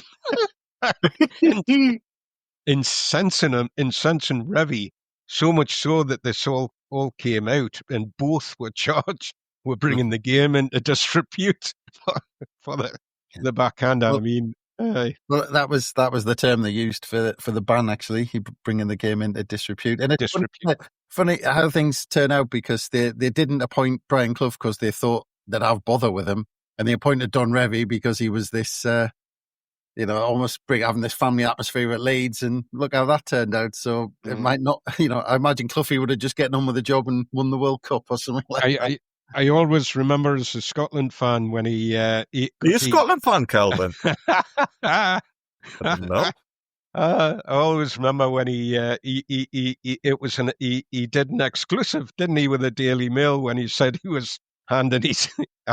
And I always thought he's not even. There's no letter to the FA or anything. He's telling them through the papers that he's how much did he get from the Daily Mail for that? But anyway, let's move on. Allegedly, let's move on before we get into trouble. Right, well, we haven't got much time. We'll push for time, so we'll rattle through a couple of these, and we'll leave some of the bigger ones till next time round, I think, gents. But July the 10th, as we were on, 1976, Vic Hallam is sold to Oldham Athletic for $25,000. 1993, Terry Butcher signs as a player. We've touched on that a little bit in previous ones. 1998, Paul Butler signed from Bury for around $900,000. Move on to July the 11th. 1935, John Bollins, who was a goalkeeper in the 1950s, was born in Middlesbrough. 1985 was a huge day, which we'll get into another time, but Laurie McMenemy is appointed as Sunderland manager at the same time as Tom Cowie is now the majority owner in 1985. Also on July the 11th, Kevin Ball signed from Portsmouth for around $350,000. Move up to 2002, Amad Diallo was born on July the 11th. We've mentioned Sean Thornton signed for Doncaster Rovers in 2005. 2013, just a couple of days after the Josie Altidore transfer, which we've already mentioned, Emmanuel Giaccherini signed a full-year contract, left Juventus. Antonio Conte, manager of Juventus, actually said on the day, he said, "I'm not happy about Giaccherini's departure, but with this €9 million, we can take Carlos Tevez and Fernando Llorente." So I don't think he was doing too bad out of that, if I'm completely honest.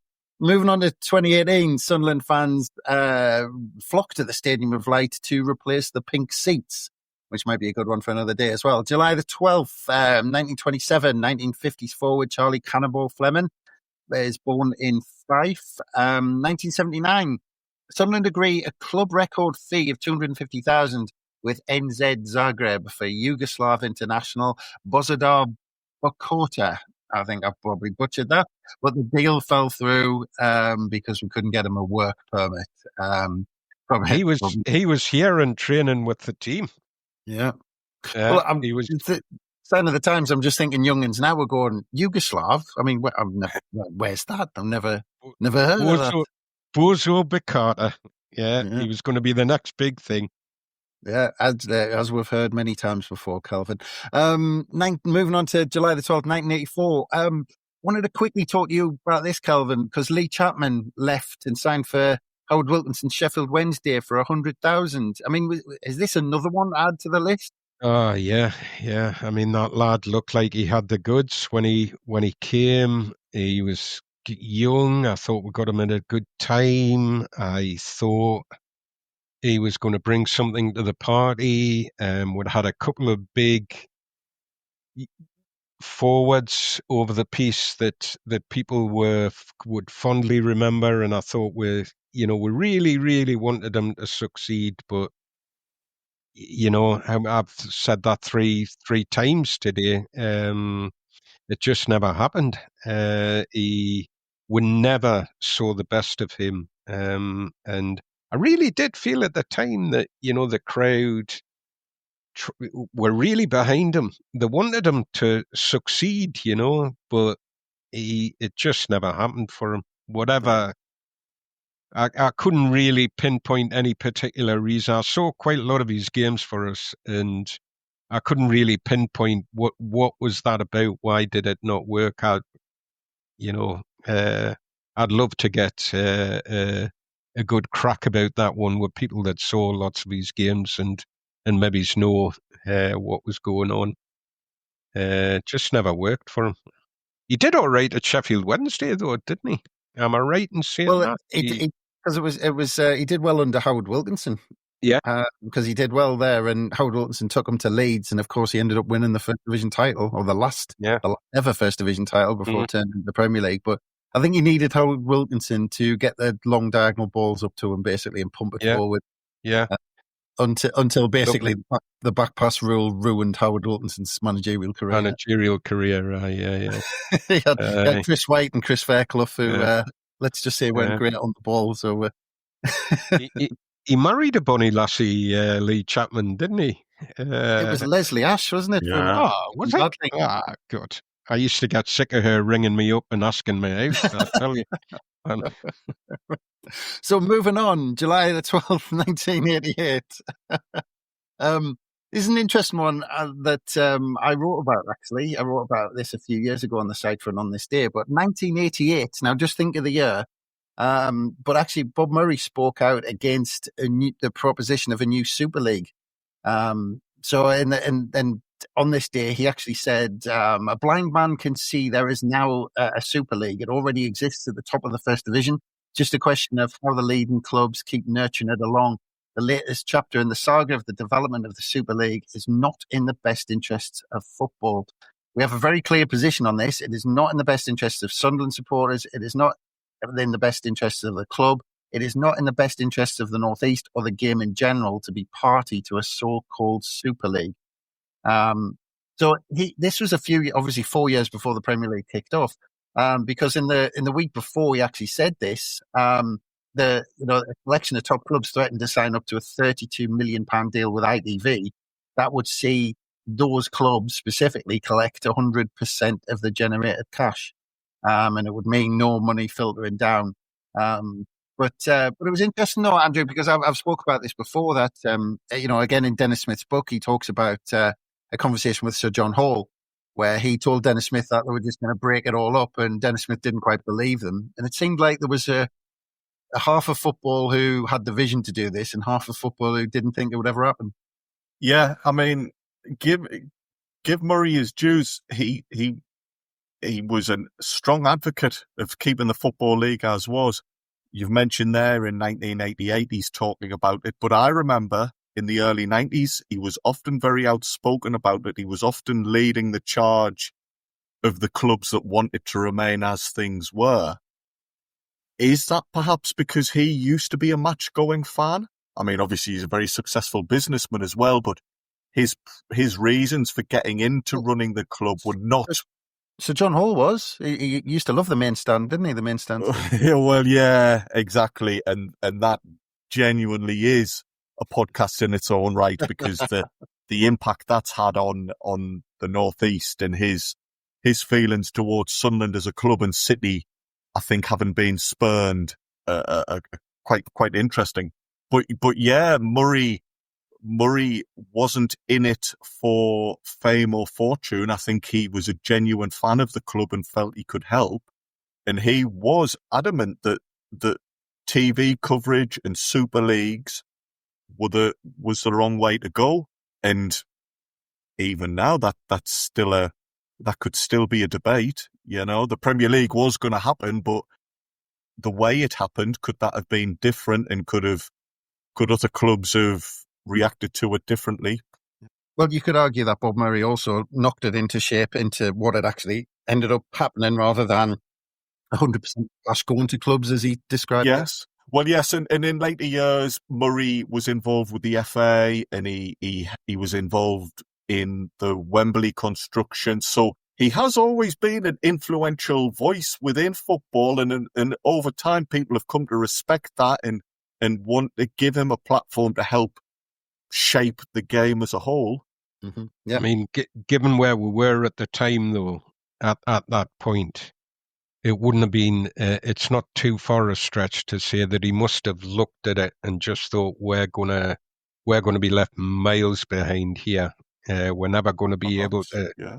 We're never going to be able to get ourselves back into that and higher we did. echelon. We struggled. Yeah. We struggled for a while. When the Premier League first started off, there was a very, very palpable feeling of we've been left behind. So yeah, fair point. Yeah, it didn't help that we weren't very good at the time, but yeah. Well, let's move on.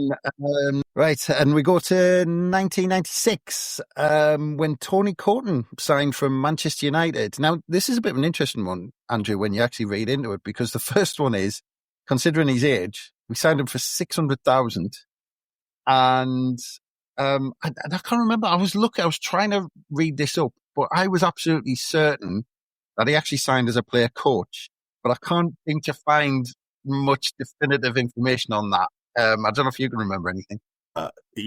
I don't recall that, Chris. I hate to sell you short on that one, but I'll find something one day to prove it. I'm sure. I did just think he was coming in as a regular player, but he was expected to be a crucial member of the team for us, because obviously we've discussed in other pods about Shay Given. Peter Reid was desperate to get him, couldn't do so moved on, and he saw Tony Colquhoun as integral to the team, and probably one of the big influences, one of the big reasons we got relegated was his first choice keeper got injured. Yeah, that's true. But it is incredible, really, when you think about it, because that summer was the first time we broke the £1 million barrier in terms of a one-off fee in Alex Ray, which we then brought again with Niall Quinn. But we were spending about that sort of region of money in terms of a big name signing was around 1 million, 1.3. 600,000 on a 35-year-old keeper, I think it was at the time. He was quite senior, and to be fair to you, Chris, the very, very possibly could have been that element in Reid's mind of he's an experienced keeper, bring him in. He might not be an official coach, but he'll be an important voice in the changing room and bring a bit of top flight experience to the team. So yeah, it probably was a bit more than you would expect to sign for a keeper of that age, but presumably they looked at it and thought he could bring a lot more to the squad than just his goalkeeper. I mean, he was a good goalkeeper, but Reid presumably thought he could bring more to us than just his performances between the posts. Yeah. And just to peer behind the curtains, Kelvin has had to dash off because there's some sort of, either a public showing of Braveheart or he's off to a school. I'm not quite sure, but it is just me and Andrew to finish, because again, on this day, 1996, we've got the signing of Tony Colquhoun, but also slightly under the radar that summer, Gordon Armstrong left the club. He left to sign for Bury after 13 years at the club. I mean, huge character, big moments like the Chelsea quarter-final. But it's really interesting, actually, bizarrely, the interesting thing I find was that season when, Peter Reid came in, Gordon Armstrong was kind of out of the scene. We had that midfield in the end of Bracewell and Ball that season, who just was solid. Played almost every game, I think. But, Gordon Armstrong, you just think was just out of the scene. When you look, I was looking at the Millwall 6-0 victory, and Gordon Armstrong's on the bench. It's funny because we were 4-0 up around the hour mark or before the hour mark. And I think there's John Mullen, Lee Howie, and Gordon Armstrong on the bench, and none of them get on. Yeah. Well, to be fair to him, Gordon Armstrong got plenty of appearances for Sunderland, so maybe he might not have missed that one. But Reid did. There was Armstrong, I think there was Bennett, there was Tony Norman. They were all parts of the furniture, and over time he moved them on. And I had a lot of time for Armstrong. I loved him. He was a big part of my childhood supporting the team. He was a big part of the squad then. Yeah. And he could have, I think there was a couple of occasions where I think there was Southampton, Palace, Forest. I mean, there was a whole host of clubs sniffing around him for years, wasn't there? Yeah. He could have very easily gone and played in the top flight. I mean, he played in the top flight for Sunderland that will have been 90, 91, and he didn't look out of place at all. He was a Sunderland fan growing up. That perhaps influenced him and meant he was happy to stay at Sunderland. But he was a quality player, Chris, and he could very easily have gone somewhere else and done a good job. I think he's a very, very good player, and lots of managers seem to like him as well. Yeah. And of course, he had, I think it was it must have been 1993, wasn't it? That summer he had his big kind of moment in his testimonial. FC Robson actually was playing a part and brought Porto to Roker Park. Yeah. And again, that shows kind of how well he was thought of. If somebody like Bobby Robson was happy to come and bring a team over. I read recently, that Armstrong had originally approached the authorities with a view to it being at Sunderland against Newcastle. Now, given the carry-on Gary Bennett's testimonial against Rangers caused in the town, I doubt anybody was going to be keen to sign that one off. But Armstrong was from Newcastle and grew up in Newcastle, went to school there, and yet was staunch red and white. So fair play to him. Even before he's played for Sunderland, he's done his service over the years. Yeah, and over 50 goals, wasn't it, from midfield? And he was. I mean, that Chelsea goal. I mean, fantastic header, but that wasn't a one-off. He was absolutely brilliant in the air. He was quite unusual, I think, when he played on the wing to have a tall winger.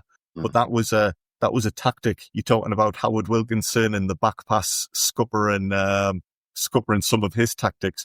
We did used to like playing it out wide, high to Armstrong, and he would then try and knock it into the box for somebody else. But the fact that he could play on the wing, he could play on the middle, just showed what a versatile player he was. He was obviously fit as a fiddle. I don't remember him having many injuries. There was one season where I think he played in about 1 million consecutive games for us. Was that the playoff year, perhaps? I think he played 50-odd games for us. 56 games. Yeah. I mean, phenomenal. So time moves on and players need to have different clubs to keep their career going. But I was sorry to see Armstrong leave when he did. Yeah, it was one of them slightly under the radar because it was that promotion season. But let's move on to our last day, July the 13th. And 1966, wanted to touch on this one with you, Andrew, because you've kind of written about this a little bit in the past. But Roker Park staged first ever World Cup game. It was Italy 2, Chile 0. And there was just under 31,000 at Roker Park. And I've read a lot about this. Might have been from you, actually, Andrew. But the preparations to get Roker Park ready for the 1966 World Cup, because, you know, there was the roof for the full end. We put little seats, rows of seats in the full end, so it wasn't just a terrace where people stood there. Actually, was seating in there. The main stand got all done out because that's when the front of the main stand got kind of all done out and was brand new. So it almost kind of the 66 World Cup almost kind of was an investment time for Roker Park. It was almost like a refresh of the stadium. Yeah, it was, and a lot of those changes were kind of made Roker Park the ground that you and I would remember. Yeah. You know, the like you say, the extension of the main stand offices and the roof on the full end, they were probably the last large-scale infrastructure changes to Roker. And really, would we have only staged, I think we staged a quarter-final and perhaps 3 group games. So a lot of work done there, ostensibly for just 4 games, does seem a bit over the top. But there was that longer-term impact. And I think it was quite exciting for Sunderland to host the World Cup. You know, the town seemed to enjoy it. Away fans didn't travel in the numbers they do now, but at the time, you know, you had some interesting people from different countries coming to Sunderland, and it was, from what I gather, it was a quite a memorable summer, seeing Sunderland, on the main stage. Yeah. It just goes to show, isn't it? Because if England held a World Cup now, you'd imagine that. I'm just trying to think, but maybe it's strange because I'm talking about kind of old stadiums, and okay, you can argue that Old Trafford and Villa Park are old stadiums, but they're not. They're not the original stadiums. But at this point in '66, Roker Park's coming up to being 70 years old, and it's used for the World Cup. It's one of them chosen grounds for the World Cup. So it's staggering, isn't it? How it's nearly 70 years old, but how we've built Roker Park to start with, it's still up there with one of the biggest grounds in the country 70 years later and used for a big showcase like the World Cup. Yeah, you're right. I mean, it had a reputation for being one of the best grounds in the country. And sometimes you read that and you think, oh, well, is that just Sunderland fans saying it about themselves, bigging the club up? But yeah, for the FA to quite happily select Sunderland and give us some pretty high-profile fixtures is proof of that. It was one of the best-known grounds. And, of course, in a couple of weeks' time, the stadium's hosting a Women's Rugby World Cup game. So, I hopefully that suggests as well that these days the Stadium of Light is also held in high regard. Yeah, that's it. As I said, moving along on July the 13th, we moved to 1984. Welsh international Leighton James moves to Bury, which is an interesting one. Leighton James, a character who some people, I know, we used to have a guy on the podcast who used to absolutely love Leighton James. We moved to 1994. Darius Kubicki signed from Aston Villa for 100,000 after a loan spell. I remember him being in that loan spell, just thinking, so desperate to sign him because he just came in and he looked a level above because we weren't great at the time. But yeah, Mick Buckton had a right bargain in terms of bringing him in for 100,000 in that summer. But it was really strange where all the fans loved him, and you just thought he slotted in there. He was always a 7 out of 10 player. Didn't really make any foul ups. Every player you talk to, and and everyone you talk to fans, and it was a big surprise when he was dropped for that Derby game. But every player you talk to go, "Oh yeah, it was the right decision," and didn't really miss and all. It's such a strange thing with him, isn't it? It's heartbreaking because I loved Kubicki, and yeah, it's only when I've got older and been very lucky to talk to a couple of former players, and they're like, "Oh, well, he did wind us all up. Like he could be a bit of a funny character." When he this is going to make me sound ancient, but when he signed, and was it 100,000 you mentioned there, Chris? Yeah. I remember thinking, wow, that's the price of a house. That's big money. That whoa, am I ever going to be able to afford to buy a house and all of this? And now you're not picking up many houses for £100,000, and you're certainly not picking up any international fullbacks for that much.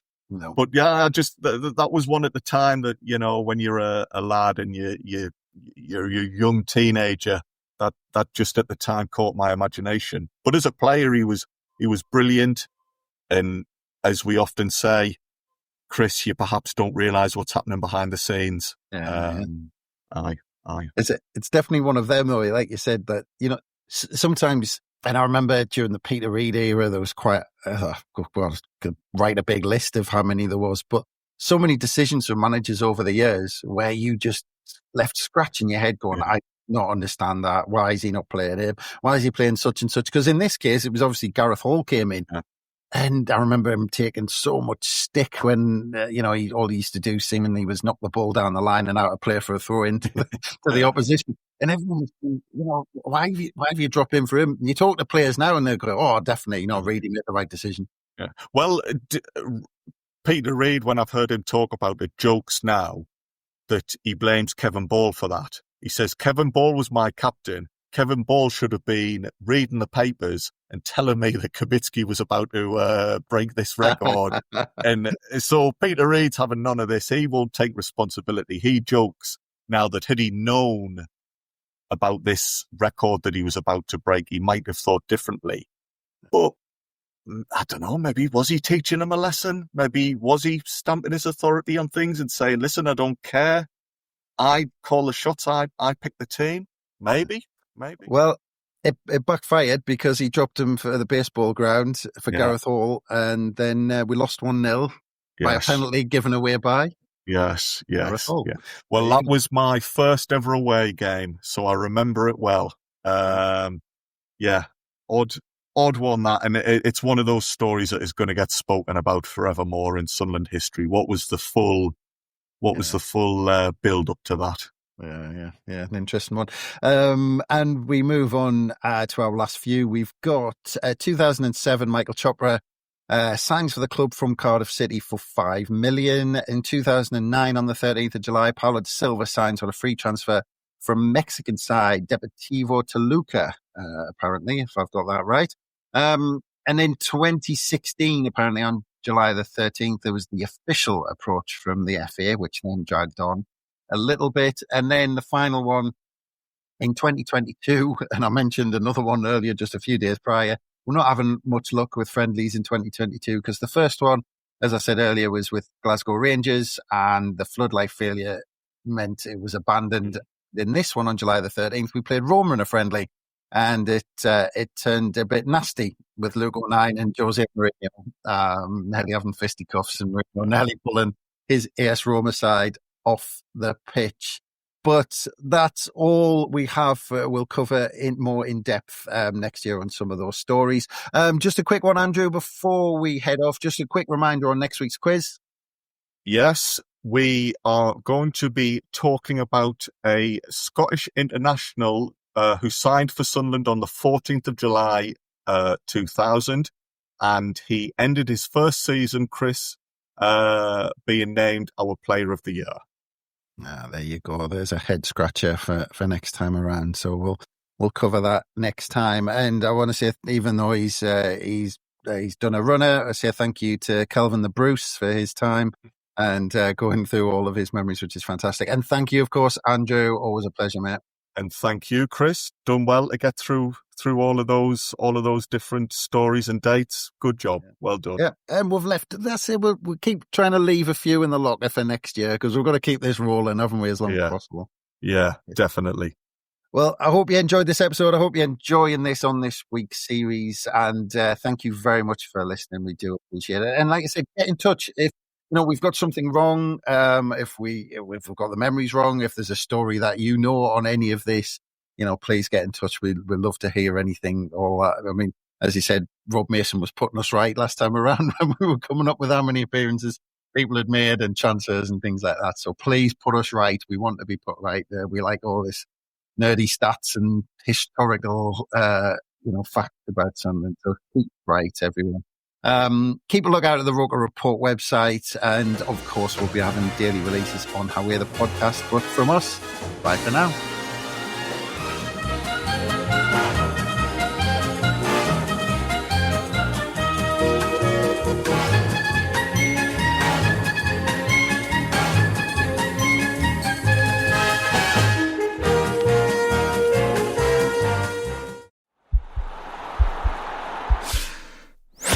This podcast is part of the Sports Social Podcast Network.